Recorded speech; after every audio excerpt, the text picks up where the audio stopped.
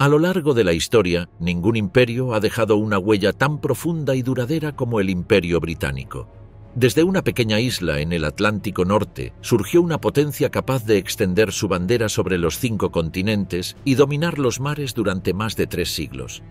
Fue el imperio sobre el que nunca se ponía el sol, un gigante que moldeó el comercio, la política, la lengua y la cultura del mundo moderno. Su historia es la de una nación que, gracias a su flota, su industria y su ambición, transformó el mapa global para siempre. Todo comenzó con navegantes y comerciantes, con nombres como Francis Drake, Walter Raleigh y James Cook, quienes desafiaron océanos desconocidos en busca de nuevas rutas, riquezas y territorios. De pequeñas colonias en América y el Caribe, Gran Bretaña pasó a controlar vastas regiones en África, Asia y Oceanía. Introducción: el nacimiento de un imperio marítimo. En los albores del siglo XVI, Inglaterra no era más que una isla europea con ambiciones inciertas. Su poder político aún estaba limitado por la sombra de potencias continentales como España y Francia, y su comercio se reducía, en gran medida, a la exportación de lana y tejidos hacia Flandes. Sin embargo, el mar, ese horizonte siempre abierto, comenzaba a despertar en los monarcas Tudor una nueva forma de poder. El océano sería el medio y el símbolo del futuro imperio. El reinado de Enrique VIII marcó el punto de inflexión. En un mundo dominado por la supremacía naval española y portuguesa, Inglaterra comprendió que la riqueza del futuro no residía en los campos, sino en las rutas comerciales y las colonias ultramarinas. Para competir con los imperios ibéricos, Enrique fundó una marina permanente, una fuerza real que reemplazó las flotas improvisadas de nobles y comerciantes. Su objetivo era doble: proteger las costas inglesas y abrir paso al comercio marítimo. Los astilleros de Deptford y Portsmouth comenzaron a construir galeones con innovaciones en diseño y artillería, mientras los navegantes británicos observaban con atención los mapas que los portugueses trazaban del mundo recién descubierto. Pero fue bajo su hija, la reina Isabel I, cuando Inglaterra se lanzó al océano con decisión. Su reinado coincidió con el auge de la piratería patrocinada por la corona, un fenómeno que mezclaba ambición, religión y codicia. En un contexto donde España dominaba los mares con la plata del Nuevo Mundo, Isabel encontró en los corsarios una herramienta eficaz para desafiar ese monopolio. Capitanes como Francis Drake, John Hawkins y Martin Frobisher se convirtieron en leyendas al asaltar galeones españoles y traer a Inglaterra el oro americano que alimentaba sus guerras y su economía. La frontera entre explorador y pirata se volvió difusa, y la reina, con una sonrisa diplomática, negaba toda implicación mientras contaba las monedas en su tesoro. El comercio marítimo se transformó en política de Estado. En 1562, Hawkins organizó las primeras expediciones inglesas dedicadas al tráfico de esclavos africanos hacia el Caribe, inaugurando un sistema que más tarde consolidaría el Triángulo Atlántico. Inglaterra comenzaba a entender que el control de los mares significaba poder y que la expansión comercial era inseparable del dominio naval. Londres, aún una ciudad medieval, se convertía lentamente en el centro financiero del mundo atlántico. Los viajes de exploración se multiplicaron. En 1578, Francis Drake emprendió su circunnavegación del globo, un viaje que duró 3 años y culminó con su regreso cargado de botines saqueados a los españoles en el Pacífico. Fue recibido como un héroe y ennoblecido por la reina a bordo de su barco, el Golden Hind. Inglaterra celebraba no solo un triunfo sobre su enemigo, sino una declaración simbólica. Los mares, antes controlados por los reinos católicos, ahora pertenecían también a los protestantes. Las tensiones con España alcanzaron su punto máximo en 1588. Felipe II, decidido a castigar a Inglaterra por su apoyo a los rebeldes de Flandes y por el hostigamiento constante de sus flotas, organizó la llamada Armada Invencible, una colosal flota que debía invadir las islas británicas y restaurar el catolicismo. Isabel respondió con un mensaje que pasaría a la historia. «Tengo el cuerpo débil de una mujer, pero el corazón y el estómago de un rey, y también de un rey de Inglaterra». Las tormentas del Canal de la Mancha y la maniobrabilidad superior de los barcos ingleses sellaron la derrota española. Aquel episodio, envuelto en mito y fervor patriótico, marcó el nacimiento simbólico del poder marítimo británico. Tras la victoria, la confianza inglesa se multiplicó. Las rutas hacia el norte de América, el Ártico y el lejano Oriente comenzaron a ser exploradas por figuras como Humphrey Gilbert y Walter Raleigh. Gilbert reclamó Terranova para la corona en 1583, mientras Raleigh organizó expediciones hacia el actual territorio de Carolina del Norte, que llamó Virginia en honor a la reina virgen. Estos intentos tempranos de colonización, aunque frágiles y en ocasiones desastrosos, sembraron la idea de un imperio transoceánico bajo control inglés. A comienzos del siglo XVII, con el ascenso de Jacobo I, el impulso marítimo se institucionalizó. En 1600, Isabel había otorgado la Carta Real a la Compañía Británica de las Indias Orientales, que marcó el inicio del comercio inglés con Asia. Lo que empezó como una empresa mercantil se transformaría con el tiempo en una potencia política que dominaría el subcontinente indio. Simultáneamente, otras compañías privadas, como la Compañía de Virginia o la de la Bahía de Hudson, surgieron con el propósito de fundar colonias, explorar territorios y comerciar bajo el amparo de la bandera inglesa. El poder naval también adquirió una dimensión científica. Los cartógrafos ingleses comenzaron a perfeccionar los mapas, los astilleros mejoraron el diseño de los barcos con estructuras más ligeras y velas triangulares, y la artillería naval se estandarizó con cañones de hierro fundido. La Royal Navy se convirtió en una institución permanente, capaz de mantener flotas en distintos puntos del mundo y garantizar el control de las rutas comerciales. En paralelo, la expansión marítima estaba moldeando una nueva identidad nacional. Inglaterra se veía a sí misma como una nación elegida para llevar el cristianismo protestante y la civilización al resto del mundo, una retórica que justificaba tanto la piratería como la colonización. Los poetas y propagandistas hablaban de una misión divina, mientras los comerciantes y aventureros veían en el mar la promesa de riqueza y gloria personal. A finales del siglo XVI, el mapa del mundo comenzaba a tener marcas inglesas. En América del Norte, pequeñas colonias se aferraban a la costa atlántica. En el Caribe, los corsarios ingleses disputaban el control a los españoles. En África Occidental, los comerciantes compraban esclavos para abastecer las plantaciones del Nuevo Mundo. Y en Asia, los primeros puestos comerciales ingleses aparecían en la India y el archipiélago malayo. El océano, vasto y despiadado, se había convertido en la frontera natural del poder inglés. Desde las costas de Plymouth hasta las lejanas aguas del Índico, una nueva potencia emergía entre las olas. No era todavía el Imperio Británico, pero sí su esqueleto, forjado con madera de roble, hierro fundido y ambición. El siglo XVI había transformado una isla sin pretensiones en una nación de navegantes, comerciantes y conquistadores, convencidos de que el mundo les pertenecía. El comercio de esclavos y el Triángulo Atlántico. El poder del mar trajo consigo no solo riquezas, sino también uno de los capítulos más oscuros en la historia de la humanidad. Durante los siglos XVII y XVIII, el Imperio Británico se convirtió en el motor principal del comercio transatlántico de esclavos, un sistema que enlazaba 3 continentes en una red de horror y beneficio económico. Aquel triángulo, formado por Europa, África y América, sustentó la expansión británica y transformó sus puertos en los centros neurálgicos de un imperio construido sobre la servidumbre humana. Todo comenzó con las primeras incursiones de John Hawkins en la década de 1560. Aprobado por la reina Isabel I, Hawkins zarpó hacia las costas de África Occidental, donde capturó o compró esclavos a los traficantes locales y los vendió en las colonias españolas del Caribe. Aunque España prohibía oficialmente el comercio inglés en sus territorios, los sobornos y la piratería mantenían el flujo constante. Hawkins regresó a Inglaterra con ganancias enormes y su ejemplo se convirtió en un modelo de negocio. A partir de entonces, el tráfico de esclavos dejó de ser un acto de oportunidad para transformarse en una industria sistemática. Las ciudades portuarias británicas se enriquecieron al ritmo de aquel comercio. Bristol, Liverpool y Londres se transformaron en los centros de embarque y desembarco de miles de viajes. Los barcos partían de Inglaterra cargados con armas, textiles y productos manufacturados.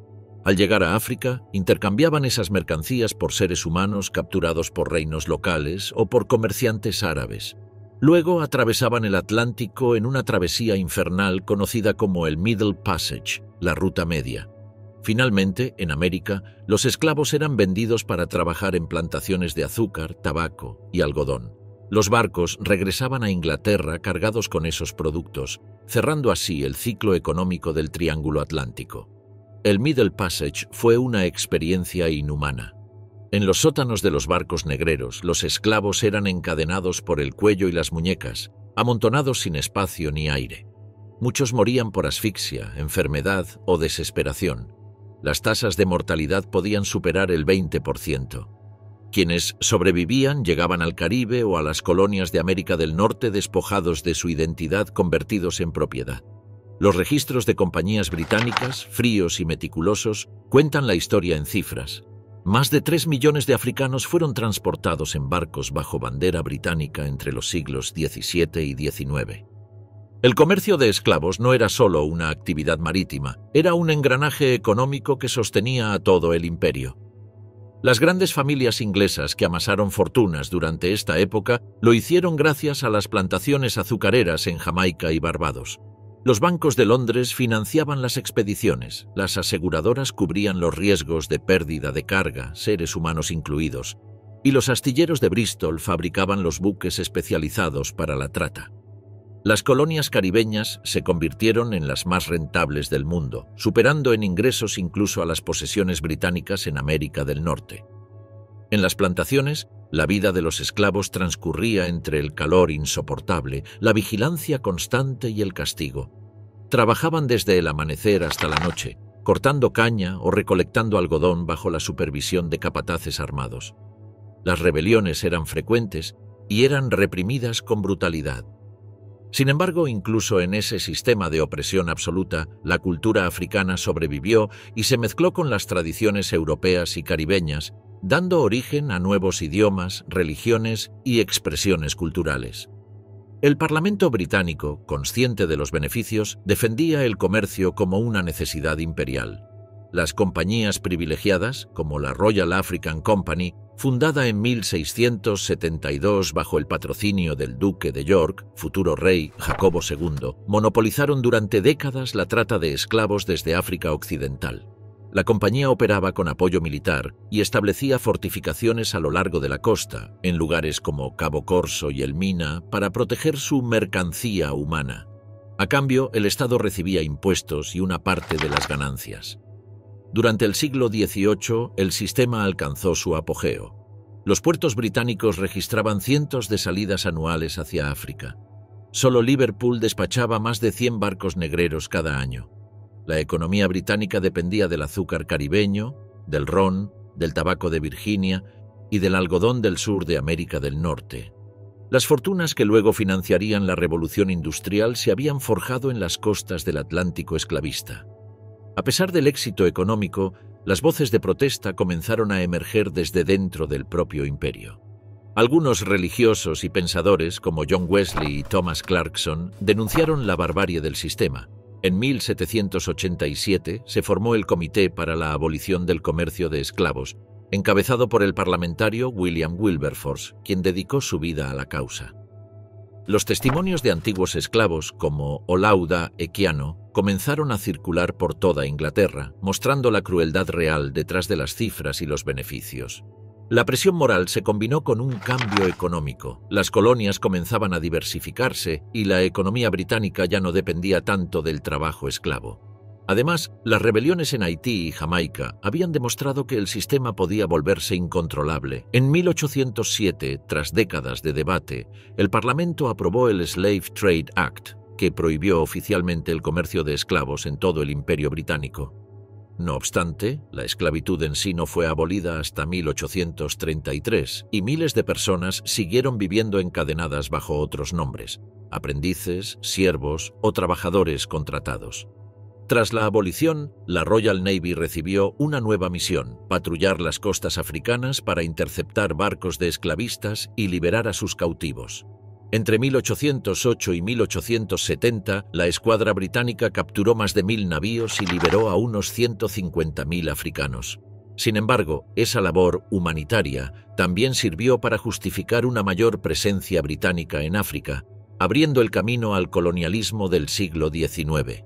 El Triángulo Atlántico desapareció de los mapas, pero sus consecuencias siguieron vivas. Las fortunas que financiaron los bancos londinenses, las universidades y las industrias británicas tuvieron su origen en aquel comercio.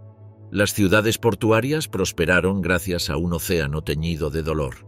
En el corazón del Imperio Británico, la prosperidad y la crueldad se habían vuelto inseparables. Las primeras colonias en América y el Caribe. Cuando los barcos ingleses comenzaron a cruzar el Atlántico en busca de un lugar propio en el Nuevo Mundo, el mapa del poder ya estaba dibujado. España controlaba la mayor parte de América Central y del Sur, Portugal, el Brasil, y Francia había iniciado asentamientos en el norte. Inglaterra, rezagada en la carrera colonial, debía luchar contra el tiempo y la geografía. Lo que empezó como una serie de expediciones privadas, respaldadas por comerciantes y nobles ambiciosos, terminó por sentar las bases del primer imperio colonial inglés. La historia de las colonias británicas en América comenzó oficialmente en 1607, cuando los colonos de la Compañía de Virginia fundaron Jamestown, en la costa oriental de lo que hoy es Estados Unidos. No era el primer intento, ya que la colonia de Roanoke, fundada 2 décadas antes, había desaparecido misteriosamente, pero sí el primero en sobrevivir. Aquel pequeño asentamiento, rodeado de pantanos y hostilizado por las tribus locales, estuvo a punto de fracasar. La hambruna, las enfermedades y los conflictos con los pueblos Powhatan diezmaron a los colonos. Sin embargo, la introducción del cultivo del tabaco por John Rolfe cambió el destino de Virginia. La planta se convirtió en la base económica de la colonia y el tabaco inglés comenzó a inundar Europa. El trabajo intensivo que exigía impulsó la importación masiva de esclavos africanos, marcando el inicio de la economía de plantación que caracterizaría a las colonias británicas. Mientras tanto, más al norte, puritanos perseguidos por su fe en Inglaterra zarparon en 1620 a bordo del Mayflower. Su llegada a las costas de Massachusetts dio origen a la colonia de Plymouth, precursora de Nueva Inglaterra. A diferencia de Virginia, fundada con fines comerciales, Plymouth nació como una comunidad religiosa autosuficiente. Aquellos colonos redactaron el Mayflower Compact, un acuerdo que establecía principios de autogobierno y cooperación. Con el tiempo, esa tradición democrática influiría profundamente en el pensamiento político de las futuras colonias norteamericanas. Durante las siguientes décadas, Inglaterra multiplicó sus asentamientos a lo largo de la costa atlántica. Surgieron colonias como Maryland, Carolina del Norte y del Sur, Georgia, Nueva York y Pensilvania, cada una con características económicas y religiosas distintas. Los cuáqueros de William Penn predicaban tolerancia en Pensilvania, mientras que las colonias del sur se enriquecían con el cultivo del arroz, el índigo y el algodón, sustentados por el trabajo esclavo. La diversidad de climas, recursos y culturas convirtió a América del Norte en un mosaico colonial que crecía al ritmo del comercio y la inmigración. En el Caribe, el avance inglés fue aún más lucrativo y violento. A mediados del siglo XVII, tras expulsar a los españoles de varias islas, Inglaterra consolidó su presencia en Barbados, Jamaica, Antigua, Montserrat y otras islas menores. Barbados, colonizada en 1627, se transformó en una de las economías más rentables del imperio gracias al cultivo del azúcar. Las plantaciones requerían grandes cantidades de mano de obra, lo que impulsó la importación masiva de esclavos africanos. Jamaica, arrebatada a los españoles en 1655, se convirtió en otro pilar del comercio atlántico. Desde sus puertos salían toneladas de azúcar y ron hacia Londres y Bristol, mientras los barcos regresaban con armas, telas y manufacturas. Las islas caribeñas también fueron escenarios de enfrentamientos entre potencias europeas. Las guerras anglo-holandesas y anglo-francesas convirtieron al Caribe en un campo de batalla naval donde los corsarios y piratas actuaban al servicio de sus coronas. La Royal Navy comenzó a establecer bases permanentes en puertos estratégicos, protegiendo las rutas comerciales y garantizando el flujo constante de riquezas hacia Inglaterra. Los mares del Caribe eran el espejo del poder imperial: cañones, esclavos y azúcar entrelazados en un mismo circuito económico. La estructura política de las colonias se mantuvo ambigua durante gran parte del siglo XVII. Aunque dependían formalmente del rey, la distancia y las dificultades de comunicación favorecieron un alto grado de autonomía. En América del Norte, las asambleas locales y los gobiernos coloniales comenzaron a tomar decisiones propias sobre impuestos y leyes. En el Caribe, los plantadores, ricos terratenientes que controlaban las islas, actuaban casi como monarcas locales, administrando justicia y comercio. Esta independencia práctica sería, en el futuro, la raíz de las tensiones con la metrópoli. El reino franco, inicialmente el menos relevante, fue el que finalmente sentó las bases de la Europa medieval. Los francos, asentados en la Galia, eran un conjunto de tribus germánicas sin una estructura centralizada hasta la aparición de Clodoveo, de la dinastía merovingia. En el año 481, Clodoveo asumió el liderazgo y comenzó a expandirse militarmente. Su victoria decisiva en la batalla de Soissons contra los romanos y, posteriormente, contra los visigodos en Bouillé en 507, le permitió controlar casi toda la Galia. Pero su acto político más trascendente fue su conversión al catolicismo, a diferencia de otros reinos germánicos arrianos. Al adoptar la fe católica, Clodoveo obtuvo el apoyo del clero romano y del Papa, legitimando su autoridad sobre la población galorromana. Esta alianza entre monarquía germánica e Iglesia católica sería el fundamento del poder político medieval. En Britania, la retirada de las legiones romanas dejó a la población celto-romana indefensa ante las incursiones de pictos y escotos. Los britanos pidieron ayuda a pueblos germánicos del continente, como los anglos, sajones y jutos. Estos llegaron como mercenarios, pero pronto se establecieron como conquistadores. Surgieron así diversos reinos en la isla: Wessex, Mercia, Northumbria y Kent. La cultura romana desapareció casi por completo en Britania, reemplazada por estructuras germánicas.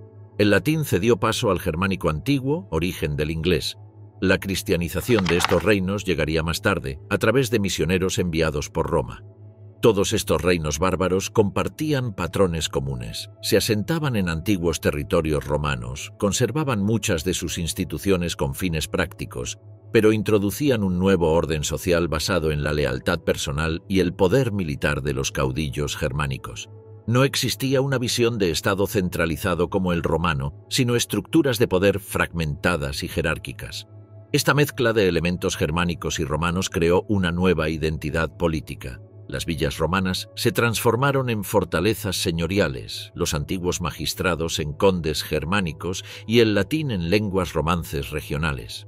Los reinos no se proclamaban contrarios a Roma. Muchos reyes se presentaban como defensores de la tradición romana, gobernando en nombre del emperador de Oriente o del Papa, incluso si en la práctica eran completamente autónomos. A medida que avanzaba el siglo VI, la autoridad comenzó a concentrarse en figuras reales que buscaban estabilidad y legitimidad religiosa. Los obispos, los monasterios y la figura del Papa adquirieron un papel político central. Roma ya no era el centro del imperio, pero se transformó en el centro espiritual de un continente en formación. La consolidación del poder naval. En el siglo XVII, mientras el mapa colonial se extendía, Inglaterra comprendió que su verdadero dominio no dependía tanto de los territorios conquistados como de los mares que los unían. El océano se convirtió en el eje de su identidad y la Royal Navy en la columna vertebral del naciente imperio. En un mundo donde el comercio, la guerra y la diplomacia se libraban sobre el agua, el control del mar equivalía al control del mundo. El reinado de los Estuardo coincidió con el proceso de profesionalización de la marina inglesa. Bajo Jacobo I y Carlos I se impulsaron nuevas leyes navales y se modernizaron los astilleros. El barco de guerra dejó de ser una simple embarcación armada para transformarse en una máquina de precisión. Los ingenieros navales ingleses perfeccionaron el diseño del galeón isabelino, incorporando estructuras más bajas y estables y distribuyendo los cañones en cubiertas múltiples, lo que mejoró la potencia de fuego y la maniobrabilidad. El verdadero salto llegó con la llegada al poder de Oliver Cromwell tras la Guerra Civil Inglesa. Cromwell comprendió que el futuro del país dependía de los mares y lanzó un ambicioso programa de expansión naval. Bajo su mandato se promulgó la Ley de Navegación de 1651, que prohibía a las naciones extranjeras comerciar con las colonias inglesas a menos que los bienes fueran transportados en barcos ingleses o de origen colonial. La ley buscaba golpear el comercio holandés, que en aquel momento dominaba las rutas europeas.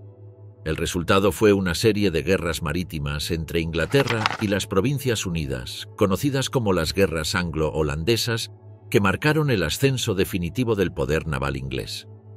Durante esos conflictos, la Marina inglesa desarrolló una nueva táctica, la línea de batalla. En lugar de combates caóticos, los buques se alineaban uno detrás del otro, disparando sus baterías laterales de cañones al unísono. Esta innovación, combinada con el entrenamiento disciplinado de los oficiales y marineros, dio a Inglaterra una ventaja decisiva en los enfrentamientos navales. Los combates frente a Texel y Lowestoft demostraron que la Royal Navy podía enfrentarse de igual a igual a las potencias marítimas más avanzadas de Europa.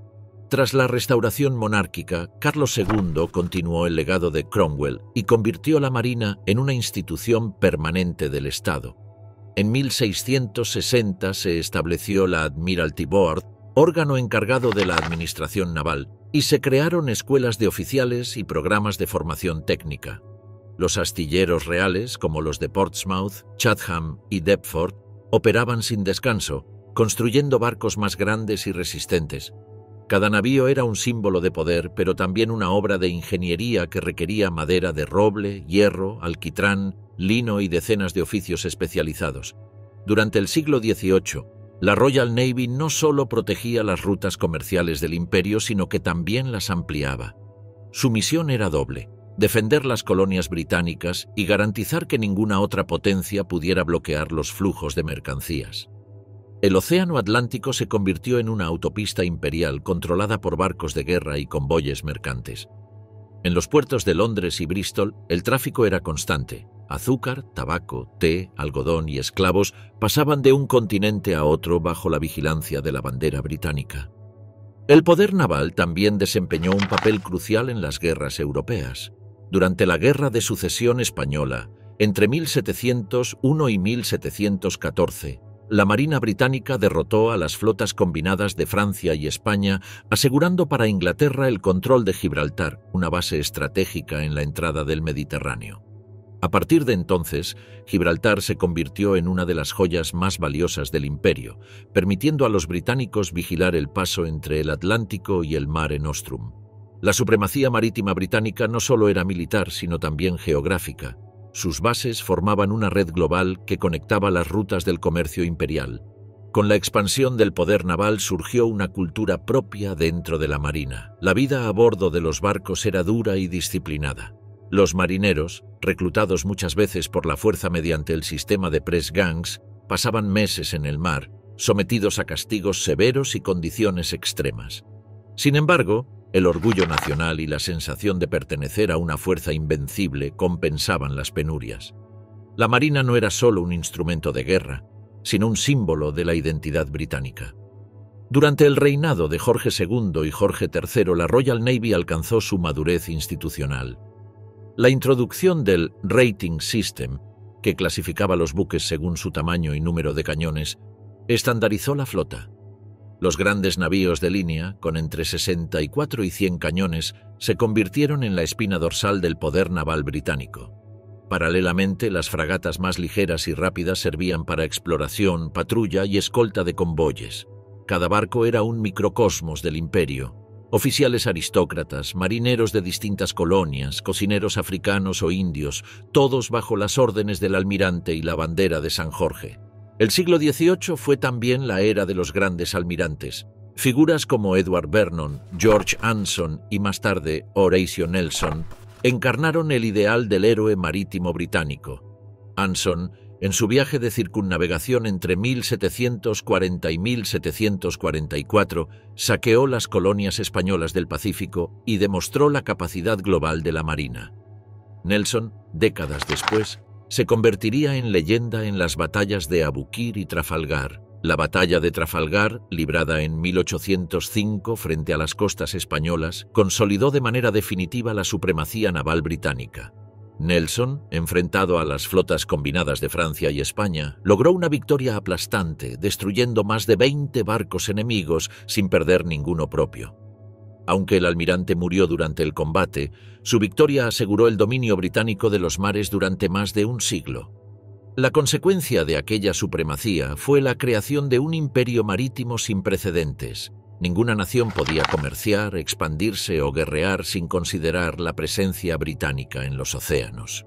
Desde el Caribe hasta el Índico, la Royal Navy protegía los intereses de Londres, mantenía abiertas las rutas del comercio y garantizaba el flujo de materias primas hacia la metrópoli. La pérdida de las 13 colonias y la expansión hacia Asia. La segunda mitad del siglo XVIII trajo consigo una paradoja para Gran Bretaña. El imperio más poderoso del Atlántico enfrentaba la rebelión de sus propias colonias. Durante décadas, las 13 colonias en América del Norte habían crecido bajo el amparo británico, beneficiándose del comercio, la protección naval y la relativa autonomía política. Sin embargo, tras la Guerra de los 7 Años, el equilibrio entre la metrópoli y sus colonias comenzó a resquebrajarse. La victoria sobre Francia en 1763 había dejado a Gran Bretaña con un vasto imperio, pero también con una deuda colosal. Londres decidió que las colonias debían contribuir a pagarla y así se encendió la mecha de la independencia. La Ley de Timbre o Stamp Act de 1765, que imponía impuestos sobre documentos, periódicos y licencias, desató las primeras protestas. A este siguieron las Townshend Acts o leyes de Townshend y la Tea Act o ley del té, percibidas por los colonos como una agresión directa a su libertad. No hay tributación sin representación, se convirtió en su grito de batalla.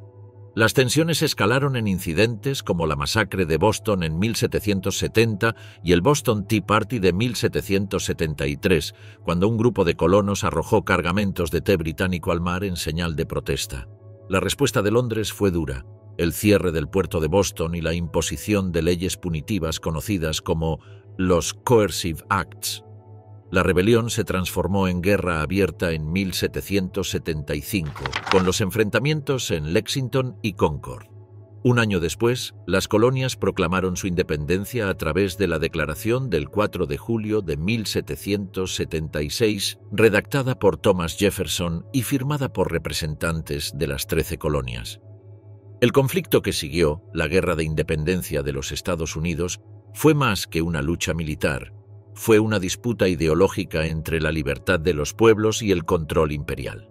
Gran Bretaña, confiada en su superioridad naval y económica, subestimó la determinación de los rebeldes. Aunque las fuerzas británicas ganaron varias batallas iniciales, su capacidad para mantener el control se debilitó con el tiempo. Las distancias, los costos logísticos y el creciente apoyo de Francia a los insurgentes inclinaron la balanza. La rendición de Yorktown en 1781 marcó el fin efectivo de la guerra. 2 años después, el Tratado de París de 1783 reconocía oficialmente la independencia de los Estados Unidos. La pérdida de las 13 colonias fue un golpe moral y político sin precedentes. En Londres, muchos creyeron que el sueño imperial había terminado. Sin embargo, el pragmatismo británico transformó la derrota en una oportunidad. Si el Atlántico ya no ofrecía el control absoluto que antes garantizaba la riqueza, los ojos del imperio debían volverse hacia el este, donde el comercio y la conquista se entrelazaban en nuevas rutas de expansión. África, la India y el Pacífico emergieron como los nuevos horizontes del poder británico. El comercio oriental ya había comenzado a florecer desde el siglo XVII, gracias a la Compañía Británica de las Indias Orientales, pero tras la pérdida americana, su papel se amplificó. Londres vio en Asia una fuente inagotable de especias, té, seda y algodón. Los puertos de Calcuta, Madrás y Bombay se convirtieron en enclaves vitales, gobernados más como protectorados que como simples centros comerciales. Desde allí, los británicos extendieron su influencia política y militar, aprovechando las rivalidades internas del subcontinente indio para someter a los príncipes locales. La economía británica, en plena expansión industrial, encontró en la India un mercado ideal, un lugar donde vender sus productos manufacturados y obtener materias primas baratas. El algodón indio alimentaba los telares de Manchester y el té de Assam y Ceilán llegaba a los puertos de Londres convertido en símbolo del refinamiento nacional. La nueva orientación imperial no solo era comercial, era también cultural. En la mentalidad británica, Asia representaba el futuro, un espacio de oportunidades económicas, pero también de misión civilizadora. Mientras tanto, África adquiría un papel estratégico. La abolición del comercio de esclavos en 1807 no detuvo la expansión británica en el continente, sino que la transformó. Las costas occidentales, desde Sierra Leona hasta el Golfo de Guinea, fueron ocupadas con el pretexto de suprimir la trata y establecer puestos de comercio legítimo. Estos enclaves servirían más tarde como bases para la exploración del interior y la posterior colonización. En el Pacífico, la ambición británica se extendió aún más lejos. En 1770, el capitán James Cook había reclamado la costa este de Australia para el rey Jorge III, y apenas unos años después, en 1788, se fundó la primera colonia penal en Botany Bay, hoy Sydney. Los barcos transportaban convictos desde las prisiones inglesas hasta las remotas costas australianas, inaugurando un sistema de colonización que combinaría castigo, comercio y expansión territorial. Las islas del Pacífico, como Nueva Zelanda, Fiji y Tahití, comenzaron a recibir misioneros, comerciantes y marinos británicos que establecieron los primeros contactos formales con las culturas oceánicas. La reorientación imperial hacia Asia y el Pacífico coincidió con un cambio ideológico dentro de Gran Bretaña. Si el siglo XVIII había estado marcado por el comercio y la colonización atlántica, el XIX sería la era del capitalismo industrial y la hegemonía global. Londres se convirtió en el centro financiero del mundo, y el poder naval, que se veía reforzado tras la victoria en Trafalgar, podía garantizar el control de las rutas marítimas. Las colonias ya no eran solo fuentes de riqueza, sino engranajes de una economía planetaria que respondía a los intereses británicos. La pérdida de América también modificó la forma en que el imperio se concebía a sí mismo. Ya no se trataba de reproducir en ultramar una versión de Inglaterra, como en las colonias norteamericanas, sino de gobernar y explotar territorios sin integrarlos completamente. Este nuevo modelo de dominación se basaba en la administración indirecta, la cooperación con élites locales y la imposición de estructuras comerciales que beneficiaran a la metrópoli. El Imperio Británico dejaba atrás su etapa colonial de pioneros para transformarse en un sistema imperial complejo y jerárquico. En África, en Asia y en el Pacífico, los oficiales británicos se convirtieron en diplomáticos, comerciantes y conquistadores al mismo tiempo. La bandera de la Union Jack, emblema nacional del Reino Unido, ondeaba sobre fortalezas, fábricas y templos convertidos en sedes del poder imperial. El mar seguía siendo la arteria vital del sistema, pero la expansión terrestre ganaba cada vez más protagonismo. El mapa del mundo comenzaba a teñirse de rojo, el color con que se representaban los territorios británicos. La Compañía Británica de las Indias Orientales. La historia del Imperio Británico en Asia no puede comprenderse sin la Compañía Británica de las Indias Orientales, una empresa que nació como un proyecto comercial y terminó gobernando un subcontinente.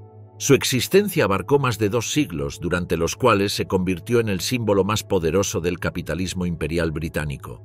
Una corporación privada con ejército propio, moneda propia y autoridad para firmar tratados, conquistar territorios y administrar justicia.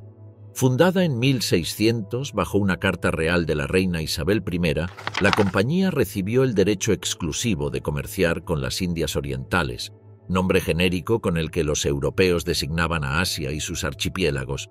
En sus inicios, competía con las poderosas compañías neerlandesas y portuguesas que ya controlaban gran parte del comercio de especias en el Océano Índico. Sus primeros viajes fueron precarios, largas travesías desde Londres hasta las costas de India, Java o Sumatra, donde los capitanes debían negociar permisos y establecer factorías o pequeños enclaves comerciales, a menudo en condiciones hostiles. El éxito inicial llegó gracias a los acuerdos con príncipes locales. En 1613, la compañía obtuvo autorización del emperador mogol Jahangir para establecer una factoría en Surat, en la costa occidental de la India. A partir de allí, extendió su presencia a Madrás, Bombay y Calcuta, que se convertirían en sus 3 principales centros de operaciones. En estos puertos, los británicos construyeron fortalezas, almacenes y oficinas, rodeados de murallas y cañones que simbolizaban la unión entre comercio y poder militar. Durante el siglo XVII, la compañía no fue solo una fuerza económica, también representó un nuevo modelo de imperialismo. Su estructura interna reproducía el orden político británico. Una junta de directores en Londres tomaba las decisiones, mientras los gobernadores en Asia actuaban como virreyes de facto. El objetivo era claro: controlar el comercio de bienes estratégicos como especias, algodón, seda, salitre y té, y monopolizar las rutas marítimas. Las ganancias eran inmensas, y el gobierno británico, aunque teóricamente separado, se beneficiaba de los impuestos y de la influencia global que la compañía le otorgaba. El siglo XVIII transformó por completo su papel. A medida que el imperio mogol se debilitaba, la compañía pasó de ser un actor comercial a una potencia política y militar. El punto decisivo fue la batalla de Plassey en 1757, en la que el gobernador británico Robert Clive derrotó al Nawab de Bengala, Siraj-ud-Daula, con el apoyo de tropas indias y sobornos estratégicos. Aquella victoria marcó el inicio del dominio británico sobre la India. Bengala, una de las regiones más ricas del planeta, quedó bajo control de la compañía, que comenzó a recaudar impuestos y administrar justicia como si fuera un gobierno soberano. Con la expansión territorial vino la consolidación del ejército de la compañía, compuesto en su mayoría por soldados indios, conocidos como los cipayos, dirigidos por oficiales británicos. Hacia finales del siglo XVIII, su ejército superaba en número al del propio Reino Unido. Las guerras contra los franceses y los marathas, pertenecientes al orden estatal de la India, consolidaron el poder británico en el subcontinente. La bandera de la compañía ondeaba desde las montañas del Punjab hasta las costas del Golfo de Bengala, pero junto con la conquista llegó el abuso. La compañía impuso un sistema fiscal que exprimía a los campesinos y monopolizaba la producción agrícola. Las hambrunas se multiplicaron, especialmente en Bengala, donde en 1770 murieron más de 10 millones de personas. Mientras tanto, las fortunas de los oficiales y comerciantes británicos crecían sin medida. Londres comenzaba a inquietarse. El poder privado de la compañía amenazaba con superar al del propio Estado. La corrupción, las intrigas y las denuncias públicas llevaron al Parlamento británico a intervenir. En 1773, el Regulating Act impuso la supervisión gubernamental sobre las actividades de la compañía y creó el cargo de gobernador general de la India, ocupado por Warren Hastings, quien intentó reorganizar la administración colonial. Aún así, los abusos continuaron. Los escándalos financieros y los conflictos internos entre directores y funcionarios en Asia alimentaron el debate sobre el papel de la compañía en el imperio. A comienzos del siglo XIX, la compañía amplió su dominio más allá de la India. Estableció enclaves en Singapur, Birmania, Malaca y Hong Kong, convirtiendo el comercio asiático en un sistema interconectado bajo influencia británica. Su control del comercio del té con China generó una nueva fuente de riqueza, pero también de conflicto. Para equilibrar la balanza comercial con el Imperio Qing, los británicos comenzaron a introducir ilegalmente opio producido en la India. La adicción masiva en China y la represión imperial desencadenaron las guerras del opio de 1839 y 1856, que culminaron con la derrota china y la cesión de Hong Kong a Gran Bretaña. Estos triunfos reforzaron el mito de la invencibilidad británica, pero también aceleraron la decadencia de la compañía. En 1857, una rebelión estalló entre los cipayos del ejército colonial. El conflicto, conocido como la Rebelión de los Cipayos, comenzó como una protesta por el uso de cartuchos de grasa animal contraria a las creencias hindúes y musulmanas, pero pronto se transformó en un levantamiento general contra el dominio británico. Ciudades enteras fueron arrasadas y la represión posterior fue brutal. El levantamiento de 1857 fue el punto final. En 1858, el Parlamento aprobó la Ley de Gobierno de la India, que disolvió oficialmente la Compañía de las Indias Orientales y transfirió todos sus territorios, ejércitos y funciones al gobierno de la corona. Nacía así el Raj británico, el gobierno directo de la India bajo la autoridad del monarca. La revolución industrial y el capitalismo imperial. Mientras la Compañía de las Indias Orientales extendía el poder británico en Asia, una transformación silenciosa cambiaba el corazón mismo del imperio. En las ciudades de Inglaterra, los talleres artesanales comenzaban a ser reemplazados por fábricas. Las aldeas rurales se convertían en centros industriales, y el carbón, el hierro y el vapor se volvían las nuevas armas de la dominación mundial. La revolución industrial, surgida en las últimas décadas del siglo XVIII, no solo alteró la economía británica, redefinió el concepto de imperio y dio a Gran Bretaña una supremacía tecnológica sin precedentes. El cambio comenzó en el norte de Inglaterra, en regiones como Lancashire, Yorkshire y Midlands, donde la mecanización de la industria textil multiplicó la producción a una escala jamás vista. Las máquinas hiladoras, como la Spinning Jenny de James Hargreaves o el telar mecánico de Edmund Cartwright, transformaron el trabajo de miles de obreros. El algodón procedente de la India o de las plantaciones americanas se procesaba en Manchester, se convertía en telas y se exportaba nuevamente a todo el mundo. Las fábricas se levantaban junto a los ríos y más tarde a las vías férreas, movidas por el ruido constante de las máquinas de vapor. El ingeniero James Watt, con su perfeccionamiento del motor de vapor en 1769, revolucionó la energía. De su invento dependieron locomotoras, barcos, bombas y fábricas. En pocos años, Inglaterra pasó de producir manualmente a producir industrialmente. Las cifras lo decían todo. La producción de hierro se duplicó, la minería de carbón se multiplicó y el comercio exterior creció exponencialmente. Londres, Liverpool y Glasgow se convirtieron en las puertas del mundo industrializado. Este crecimiento no se sostuvo solo en la tecnología, sino en la red global de colonias que aseguraba materias primas y mercados. La India, despojada de su industria textil artesanal, fue transformada en proveedora de algodón y consumidora obligada de productos manufacturados británicos.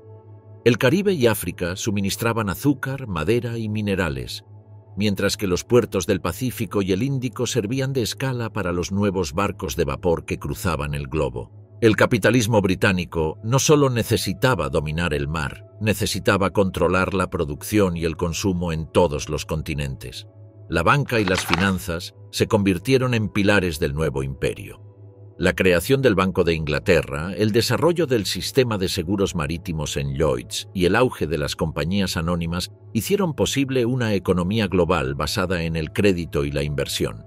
El riesgo de las expediciones coloniales fue reemplazado por la planificación científica del comercio. Cada barco, cada fábrica y cada mina eran piezas de un engranaje financiero que tenía su centro en Londres. La revolución industrial también cambió la estructura social británica. Las ciudades crecieron a un ritmo vertiginoso, con barrios obreros donde la pobreza convive con las chimeneas de las fábricas. Mientras la aristocracia terrateniente conservaba su poder político, una nueva clase, que se conocería como la burguesía industrial, emergía como fuerza dominante. Eran los empresarios, ingenieros y banqueros quienes impulsaban la expansión imperial, convencidos de que el progreso económico justificaba la dominación global. El Estado británico, consciente de que la economía y el imperio eran inseparables, adaptó sus políticas. El libre comercio se convirtió en la nueva doctrina nacional. En 1846, la derogación de las leyes del grano o Corn Laws marcó el triunfo del liberalismo económico sobre el proteccionismo. El lema era simple: dejar que los productos británicos circularan libremente por el mundo.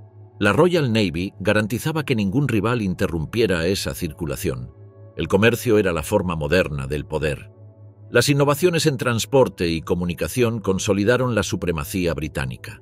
En 1825 se inauguró la primera línea ferroviaria del mundo, entre Stockton y Darlington. Poco después, una red de trenes cubría toda Gran Bretaña y se extendía hacia las colonias. Los barcos de vapor redujeron las travesías oceánicas de meses a semanas, y los cables telegráficos submarinos unieron los continentes bajo un mismo flujo de información. El imperio se administraba a través de líneas de comunicación invisibles que conectaban Londres con Calcuta, Ciudad del Cabo o Hong Kong. La revolución industrial también alteró el equilibrio global. Otras potencias como Francia, Alemania y Estados Unidos comenzaron a industrializarse siguiendo el modelo británico, que se había establecido como el camino a la civilización moderna, tecnológicamente progresista y expansiva. Pero durante gran parte del siglo XIX, Gran Bretaña mantuvo una ventaja abrumadora. Era la fábrica del mundo, un título que ganó exportando no solo productos con valor agregado, sino también ideas, el capitalismo, el parlamentarismo y el modelo del Estado liberal. Sus ingenieros diseñaban los ferrocarriles en la India, sus banqueros financiaban proyectos en Sudamérica y sus barcos transportaban carbón a todos los rincones del planeta. El progreso, sin embargo, tenía un costo. La explotación obrera, el trabajo infantil y la contaminación marcaron la vida urbana en un período que se recuerda como la época de las camas calientes, ya que las familias vivían hacinadas y cuando los adultos salían a trabajar, los niños volvían del trabajo a acostarse. En este contexto, los sindicatos nacieron de la miseria, las huelgas se multiplicaron y el movimiento obrero comenzó a organizarse en busca de derechos básicos.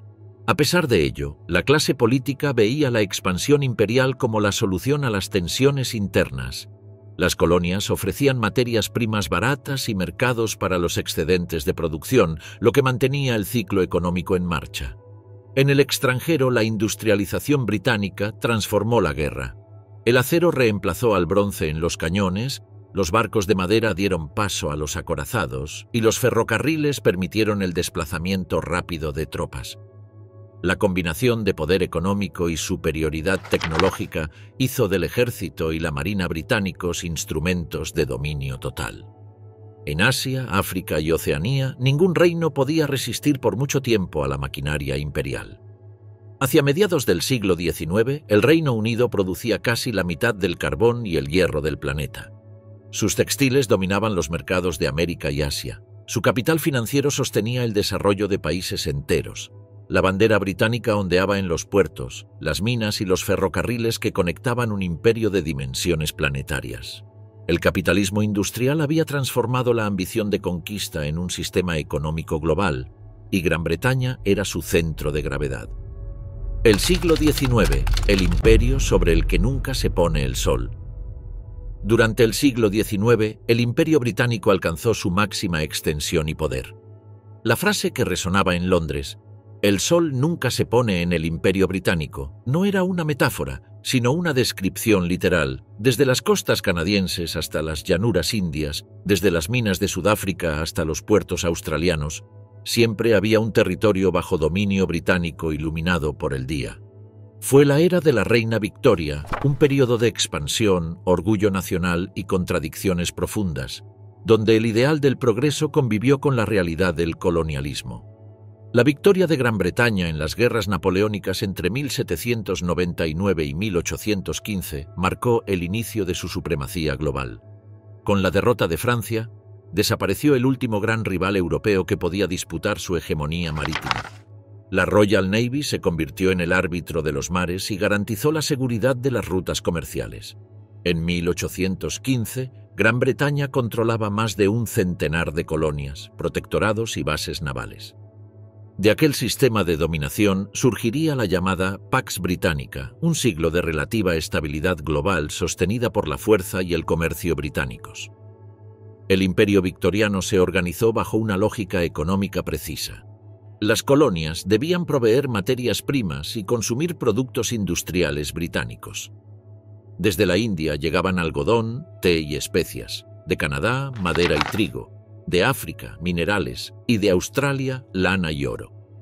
A cambio, las fábricas de Manchester, Sheffield y Birmingham inundaban el mundo con textiles, herramientas y maquinaria.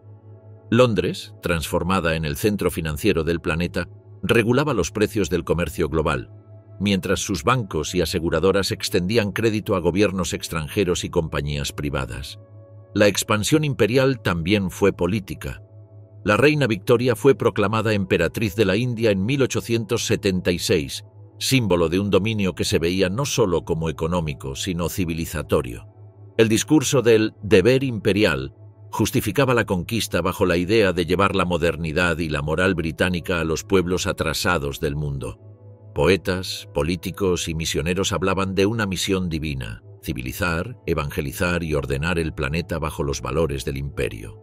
La era victoriana fue al mismo tiempo profundamente moralista y brutalmente expansionista. La industrialización había dotado a Gran Bretaña de un poder sin precedentes. Los barcos de vapor, los ferrocarriles y el telégrafo redujeron las distancias entre Londres y los confines del imperio. Un mensaje podía cruzar el Atlántico en minutos y un barco llegar a la India en semanas en lugar de meses. Estas innovaciones no solo facilitaron el comercio, sino también el control político. Los cables telegráficos submarinos, tendidos desde la década de 1850, conectaban las colonias con el centro imperial, permitiendo al gobierno británico supervisar cada rincón de su vasto dominio. El imperialismo también adquirió una dimensión cultural. La lengua inglesa se difundió por todos los continentes. Las universidades coloniales enseñaban los valores británicos y los sistemas legales y administrativos replicaban el modelo de Westminster. En las colonias más desarrolladas, como Canadá, Australia o Nueva Zelanda, se crearon parlamentos locales y constituciones propias, bajo la forma de dominios que reconocían la autoridad del monarca británico. En Asia y África, en cambio, el control era directo y autoritario, administrado por gobernadores y virreyes. El siglo XIX fue también el de las grandes exploraciones.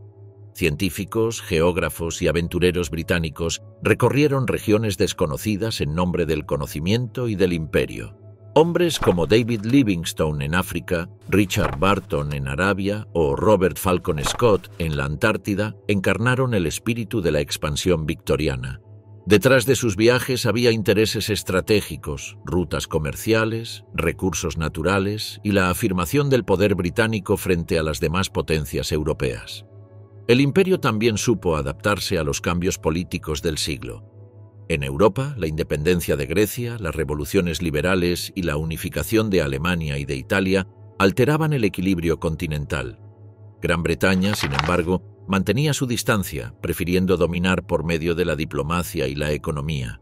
Su ejército terrestre era relativamente pequeño, pero su marina podía proyectar poder en cualquier parte del mundo. El Tratado de Nankín de 1842, tras la Primera Guerra del Opio, y el Tratado de Tientsin de 1858, tras la Segunda, consolidaron su dominio comercial en China.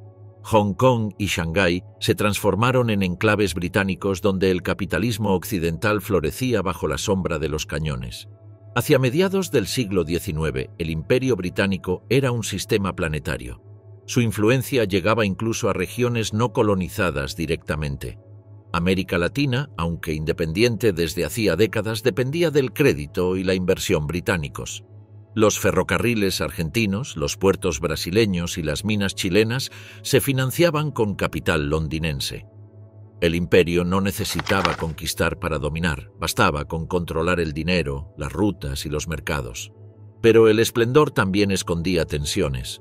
Las colonias sufrían desigualdad, explotación y racismo institucional. En la India, la miseria campesina contrastaba con la opulencia de los funcionarios británicos. En África, las primeras expediciones coloniales desplazaban a pueblos enteros. Incluso dentro del Reino Unido, la pobreza urbana y las luchas obreras mostraban que el progreso no era universal. Las ideas socialistas y los movimientos reformistas comenzaban a cuestionar los fundamentos del capitalismo imperial.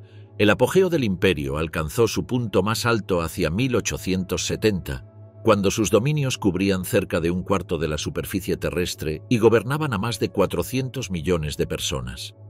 Ninguna potencia había alcanzado semejante magnitud. Sin embargo, en ese mismo momento, nuevos competidores emergían.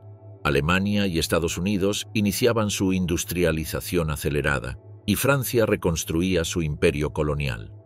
La hegemonía británica, aunque aún indiscutible, comenzaba a enfrentar los primeros signos del cambio. A finales del siglo XIX, Londres era el corazón de un mundo interconectado, un centro financiero, industrial y cultural sin rival. Las banderas británicas ondeaban sobre puertos, fortalezas y ferrocarriles. Las monedas acuñadas con la efigie de la reina circulaban desde el Cabo de Buena Esperanza hasta Hong Kong. Pero esa vastedad también contenía una fragilidad silenciosa.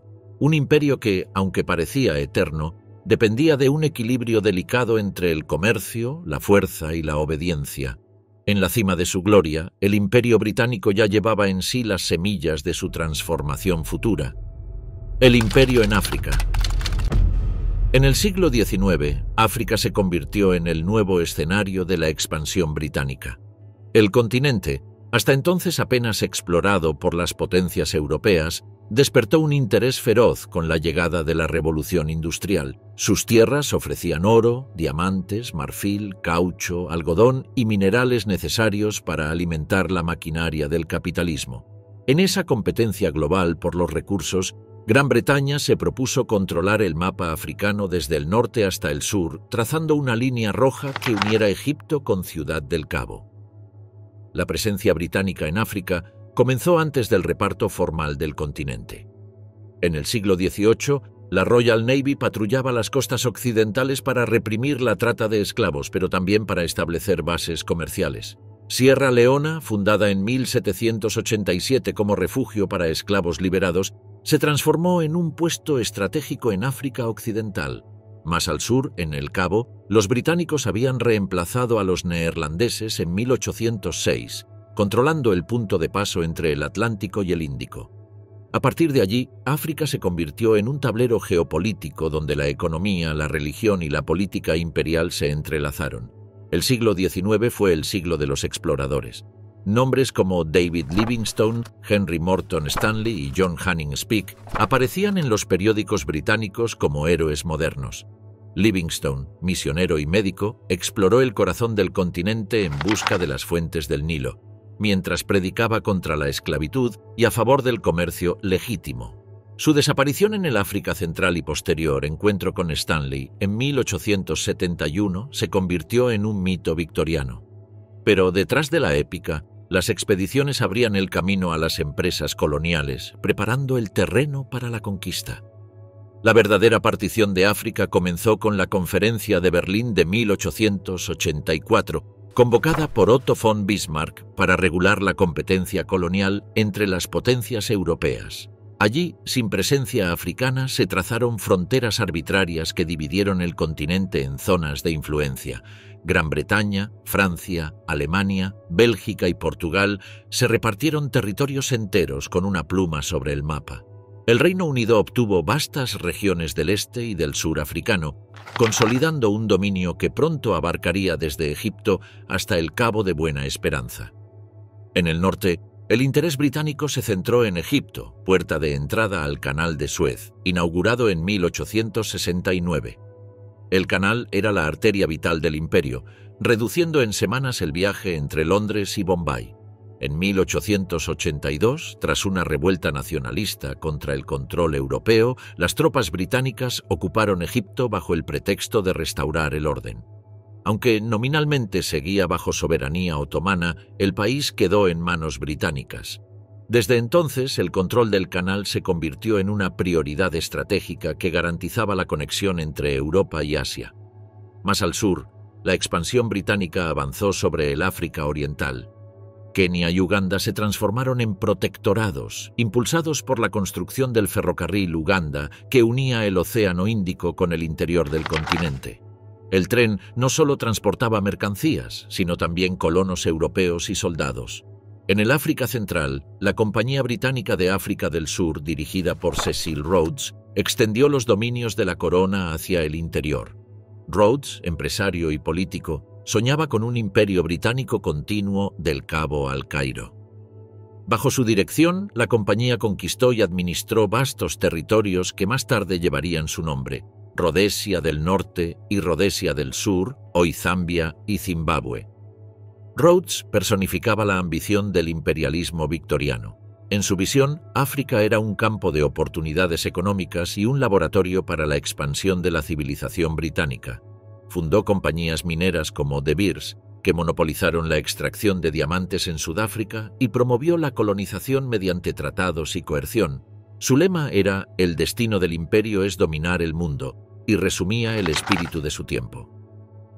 El sur del continente fue escenario de uno de los conflictos más duros del imperio: las guerras Bóer.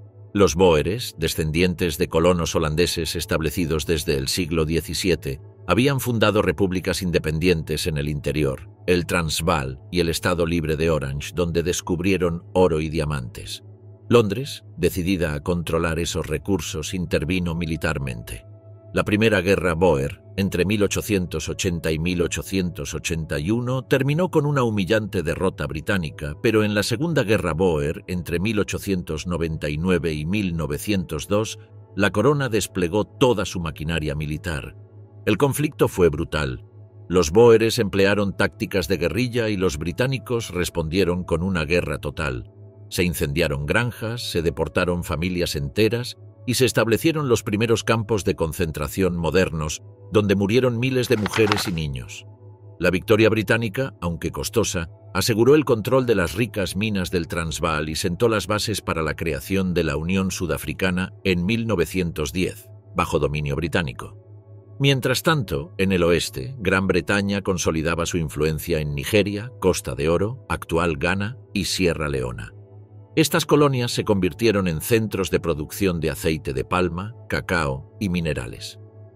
La administración colonial se basaba en un sistema de gobierno indirecto. Los jefes locales conservaban su autoridad nominal, pero obedecían las órdenes de los funcionarios británicos. Era una forma eficiente de control, menos costosa que la ocupación directa, pero igualmente implacable. A finales del siglo XIX, la presencia británica en África se extendía por casi todas las regiones importantes. Desde El Cairo hasta Ciudad del Cabo, el continente aparecía cubierto por la sombra de la bandera imperial. Se construyeron puertos, carreteras y ferrocarriles, pero siempre con el mismo objetivo: facilitar la extracción de recursos y el transporte de tropas. Las fronteras coloniales dividieron pueblos y culturas, imponiendo nuevas lenguas, religiones y sistemas económicos. La justificación moral del imperialismo africano se envolvía en el lenguaje del progreso y la civilización. Misioneros cristianos acompañaban a los comerciantes y soldados, fundando escuelas y hospitales que difundían la cultura británica, pero también destruían estructuras sociales ancestrales. Los africanos eran considerados súbditos, no ciudadanos, y su trabajo sostenía las economías coloniales. Hacia 1900, Gran Bretaña controlaba territorios en más de 20 regiones africanas, ocupando casi una quinta parte del continente. El sueño de Rhodes de un imperio del Cabo al Cairo parecía alcanzado. África, con sus riquezas naturales y su posición estratégica, se había convertido en una pieza central del engranaje imperial. Sin embargo, ese dominio no sería eterno. Las tensiones sociales, las rebeliones indígenas y las rivalidades con otras potencias europeas presagiaban un futuro de conflictos. Bajo la aparente calma de la Pax Británica, el continente africano hervía de resistencia y resentimiento, esperando su momento para liberarse del yugo imperial. El dominio en la India, la joya del imperio. Todos los territorios bajo el dominio británico, ninguno tuvo tanta importancia ni simbolismo como la India. A mediados del siglo XIX, el subcontinente era el corazón económico, militar y cultural del Imperio Británico, la llamada joya de la corona. Con una población que superaba los 200 millones de habitantes y una historia milenaria, la India se convirtió en el laboratorio del poder colonial. Un territorio donde el comercio, la política y la cultura británica se entrelazaron en una red de control casi absoluto. Tras la disolución de la Compañía Británica de las Indias Orientales en 1858, el poder pasó oficialmente a la corona británica. El Parlamento creó el cargo de virrey de la India, representante directo del monarca, y estableció un sistema de administración que combinaba burocracia británica con colaboración local. Londres gobernaba a través de una élite de funcionarios y oficiales militares, pero también mediante príncipes indios subordinados, conocidos como maharajas o nawab, que conservaban sus títulos y privilegios a cambio de lealtad al imperio. Era un gobierno indirecto, eficaz y calculado. La India parecía autónoma, pero cada decisión relevante se tomaba en Whitehall. La rebelión de los cipayos en 1857 había dejado una cicatriz profunda. La insurrección, iniciada por soldados indios del ejército colonial, se extendió como una llama por el norte del país y puso en jaque a las autoridades británicas. Las represalias fueron brutales: aldeas incendiadas, ejecuciones masivas y castigos ejemplares. El mensaje era claro: la autoridad británica no sería desafiada. Desde entonces, la administración se reorganizó bajo una política de vigilancia constante, apoyada por un ejército colonial compuesto por más de 300.000 soldados indios bajo mando británico. El dominio británico transformó la economía india. Las políticas de libre comercio impuestas por Londres destruyeron la industria textil tradicional que durante siglos había sido la más avanzada del mundo. Las telas de algodón de Manchester desplazaron a los tejidos locales y millones de artesanos quedaron en la pobreza. A cambio, la India fue convertida en proveedora de materias primas: algodón, yute, té, trigo, opio y especias. Las plantaciones, minas y fábricas estaban controladas por compañías británicas, mientras el sistema ferroviario, diseñado para transportar mercancías hacia los puertos, servía los intereses del comercio imperial. El ferrocarril fue el símbolo del nuevo orden colonial. Con más de 40.000 kilómetros de vías construidas hacia fines del siglo XIX, conectaba regiones antes aisladas, facilitando el movimiento de tropas, mercancías y funcionarios. Junto con los trenes, el telégrafo y las líneas marítimas unieron la India al resto del imperio, permitiendo a Londres comunicarse directamente con Calcuta en cuestión de horas. Era la tecnología al servicio de la dominación. La sociedad india vivió un proceso de transformación forzada. Los británicos impusieron su lengua, sus leyes y su educación. Se fundaron universidades en Calcuta, Madrás y Bombay, donde una nueva clase de indios instruidos en inglés aprendía filosofía, ciencia y administración según los valores victorianos. Muchos de ellos, sin embargo, comenzaron a cuestionar la legitimidad del poder colonial y a desarrollar una conciencia nacional. La semilla del nacionalismo indio nació en las propias escuelas del imperio. El sistema judicial introdujo el concepto de igualdad ante la ley, pero en la práctica la justicia seguía siendo desigual. Los funcionarios británicos eran inmunes a los tribunales locales y las jerarquías raciales marcaban todas las relaciones sociales. En las ciudades, la segregación era evidente: barrios exclusivos para europeos, clubes reservados y transportes diferenciados.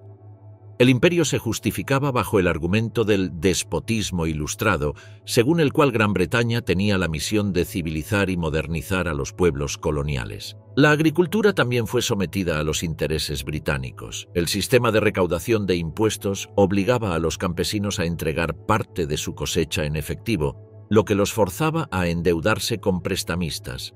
En épocas de sequía, la falta de reservas alimentarias provocó hambrunas devastadoras. La Gran Hambruna, sufrida entre 1876 y 1878, afectó al sur de la India y causó la muerte de entre 5 y 10 millones de personas. A pesar de ello, el gobierno colonial mantuvo las exportaciones de grano hacia Gran Bretaña. El imperio veía a la India como una fuente de ingresos, no como una nación que debía prosperar. El control británico también modificó el paisaje urbano. Ciudades como Calcuta, Delhi y Bombay se llenaron de avenidas amplias, edificios neoclásicos, estaciones ferroviarias monumentales y residencias coloniales. El Victoria Memorial en Calcuta y los palacios del Raj británico en Nueva Delhi simbolizaban la grandeza del dominio imperial. La arquitectura, la educación y el arte se convirtieron en instrumentos de legitimación. Todo debía reflejar el orden, la disciplina y la autoridad británica. En el plano político, la segunda mitad del siglo XIX vio el surgimiento de los primeros movimientos de oposición.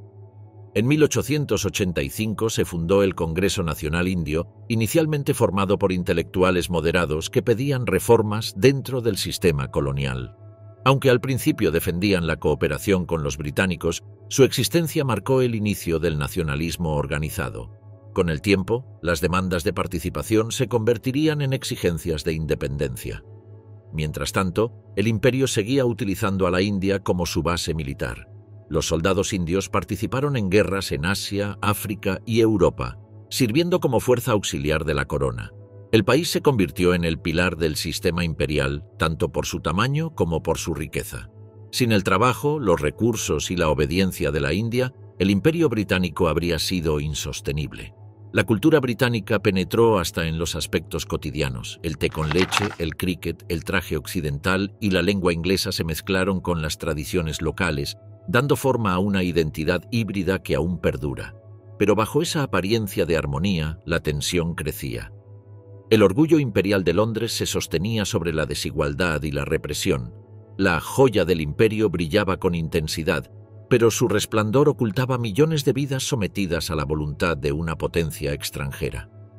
A finales del siglo XIX, la India era el ejemplo perfecto del poder británico.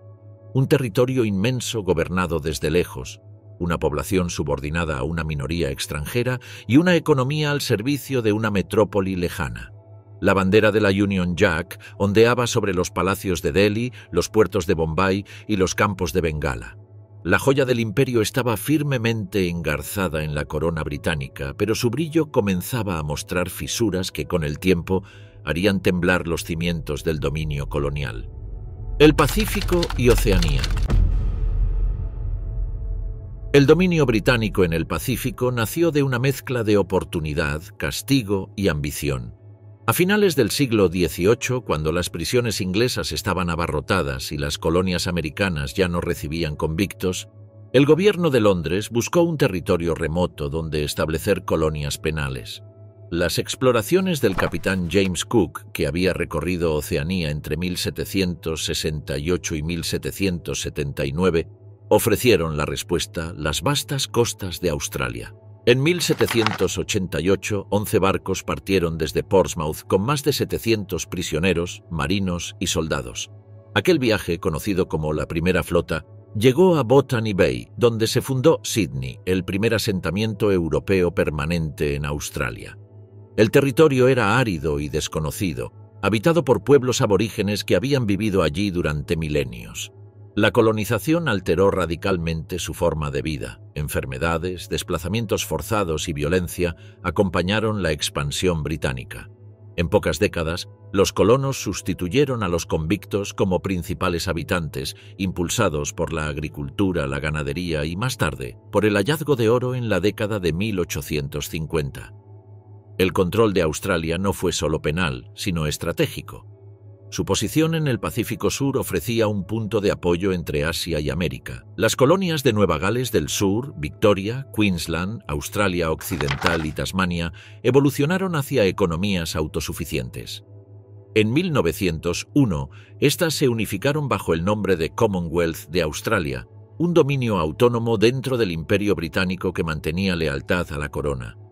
En paralelo, los británicos pusieron sus ojos en Nueva Zelanda, una tierra fértil y de clima templado que prometía prosperidad. En 1840, la firma del Tratado de Waitangi entre representantes británicos y los jefes maoríes reconoció nominalmente los derechos de los nativos, pero en la práctica sirvió para legitimar la soberanía británica. La llegada masiva de colonos europeos provocó conflictos armados, conocidos como las guerras maoríes, que terminaron con la derrota indígena y la consolidación del dominio británico. Otras islas del Pacífico, como Fiji, Papúa Nueva Guinea y las Islas Salomón, fueron anexadas como protectorados o colonias menores a lo largo del siglo XIX. Su valor radicaba tanto en los recursos naturales como azúcar, pulpa de coco y madera, como en su ubicación geopolítica. Los británicos establecieron redes comerciales y misioneras que transformaron las culturas locales. El cristianismo, el idioma inglés y las estructuras administrativas occidentales reemplazaron las tradiciones ancestrales. El Pacífico británico fue un mosaico de colonias, dominios y protectorados unidos por el comercio marítimo y la expansión cultural. A diferencia de Asia o África, las colonias de Oceanía fueron vistas como extensiones del propio Reino Unido. Territorios donde los británicos podían emigrar, fundar ciudades y reproducir su estilo de vida. Sin embargo, esta Nueva Inglaterra del hemisferio sur se construyó sobre el despojo de los pueblos originarios que fueron marginados o exterminados en nombre del progreso. Hacia fines del siglo XIX, Gran Bretaña había asegurado su hegemonía en la región. Sus bases navales en Australia, Nueva Zelanda y las islas del Pacífico garantizaban el control del Pacífico y Oceanía. El océano se transformó en un puente imperial que conectaba los extremos del mundo bajo una misma bandera. En los mapas de la época, el Pacífico aparecía tachonado de puntos rojos. Cada uno representaba un puerto, una guarnición o una colonia británica. El dominio británico en Oceanía fue menos sangriento que en Asia o África, pero igualmente decisivo para el equilibrio del imperio. Desde las playas de Sídney hasta las montañas de Nueva Zelanda, el mundo británico se extendía más allá de lo imaginable, reforzando la ilusión de un imperio eterno donde el sol realmente nunca se ponía. El imperio y las guerras mundiales. El siglo XX trajo consigo el desafío más grande que el imperio británico había enfrentado. Las dos guerras mundiales no solo pusieron a prueba su poder militar, sino también su unidad. Las colonias, los dominios y los protectorados se convirtieron en piezas esenciales de la maquinaria bélica, aportando hombres, materias primas y recursos económicos. El imperio, en su mayor extensión, fue también más frágil que nunca. Durante la Primera Guerra Mundial, millones de soldados provenientes de la India, África, Canadá, Australia y Nueva Zelanda combatieron bajo la bandera británica. En el frente occidental, los regimientos coloniales se mezclaron con las tropas de las islas británicas. En Gallipoli, las fuerzas australianas y neozelandesas, conocidas como los Anzacs, sufrieron enormes pérdidas que marcaron su identidad nacional. La India envió más de 1 millón de soldados y toneladas de suministros. África proveyó tropas, alimentos y minerales estratégicos.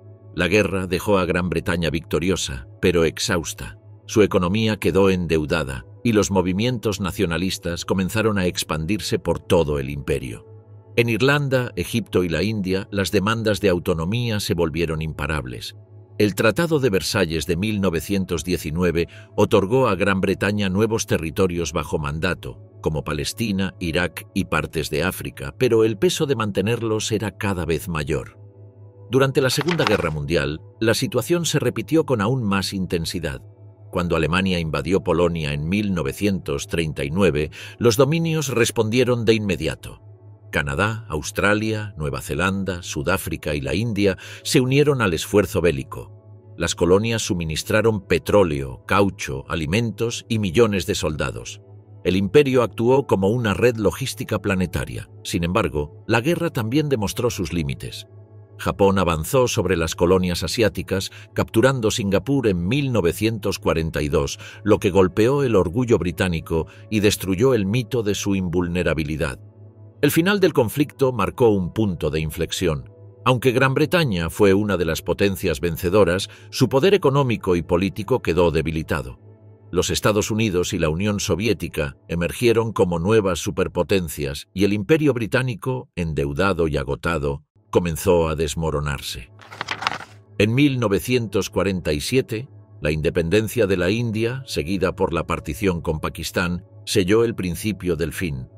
La joya de la corona había desaparecido y con ella el fundamento del imperio. Las guerras habían demostrado la fuerza del espíritu imperial, pero también su anacronismo. Los pueblos que habían luchado por Gran Bretaña ahora exigían su libertad. En las décadas siguientes, África, Asia y el Caribe iniciarían un proceso de emancipación imparable. El imperio había ganado las guerras, pero había perdido su razón de ser. La descolonización y el fin del dominio británico. Después de 1945, el mapa del mundo comenzó a cambiar con rapidez. La posguerra trajo consigo un nuevo orden internacional en el que el colonialismo ya no tenía cabida. La presión de Estados Unidos, la influencia de la ONU y los movimientos nacionalistas locales empujaron a Gran Bretaña a conceder independencia a la mayoría de sus territorios. El proceso comenzó en Asia, con la independencia de la India y Pakistán en 1947, seguida por Birmania y Ceilán, la actual Sri Lanka. En los años 50, el impulso se trasladó a África. Ghana fue el primer país africano en independizarse en 1957 bajo el liderazgo de Kwame Nkrumah. Le siguieron Nigeria, Kenia, Sudán, Tanzania y Zambia. En muchos casos la transición fue pacífica. En otros, como en Kenia o Malasia, la violencia marcó el camino hacia la soberanía. En el Caribe, las islas obtuvieron gradualmente su independencia o se integraron en sistemas autónomos. En el Pacífico, Australia y Nueva Zelanda ya funcionaban como naciones independientes, unidas a la corona solo por lazos simbólicos. En el Medio Oriente, la retirada británica de Palestina en 1948 dio paso al nacimiento del Estado de Israel y a un conflicto que perdura hasta hoy. La descolonización no fue solo política, significó el derrumbe de un sistema económico que había sostenido al imperio durante siglos. Las rutas comerciales se fragmentaron, las compañías coloniales perdieron su monopolio y Londres dejó de ser el centro financiero absoluto del mundo.